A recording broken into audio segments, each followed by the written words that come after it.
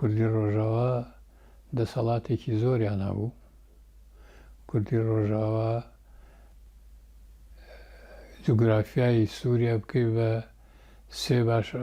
سێ بەشەوەن بەشێکیان بەدەستەوە بۆ حکمیان دەکرد و هێزی سووریا دیموکرات بوو بە هێزێکی گەورە کە لە چوارچێوەی سیاسەتی عەسکەری نێودەوڵەتیە لە ڕۆژهەڵاتی ناوەڕاست حسابی بۆ بکرێەوە. ئیسیش هەروایە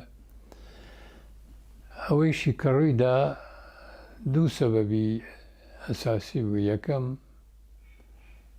گەلە کۆمەکیەکی نێودەوڵەتی بوو، سیاسەتی نێو قەتەر و سعودیە بە تایبەتی و بە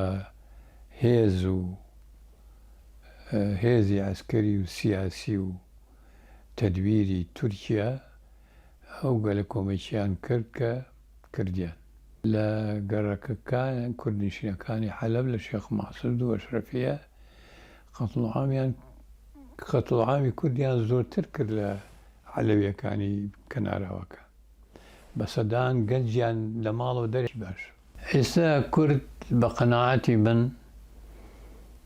هەتا بتوانین یەکگرتوو بین کە کورد هەتا بتوانین عەقڵی سیاسی تەفاهم لە بەینی یەکترا هەبێ و لەسەر یەک شیعار، لەسەر یەک دروشم، لەسەر یەک خیتابی سیاسی هەوڵ بدەین یەکگرتوو بین. ئەمە دەربارەی کورد و خەباتی سیاسیش مادەمێ خەباتی چەکداری ناکەین، خەباتی سیاسی بەردەوام بێ. میلەتێکی زۆرمان هەیە و میلەتە بینیمان میلەتی باکوور بە یەک بانگەواز هاتن سنوور و تەلبەنەکانیان شکاند و چوونە ڕۆژاوای کوردستان.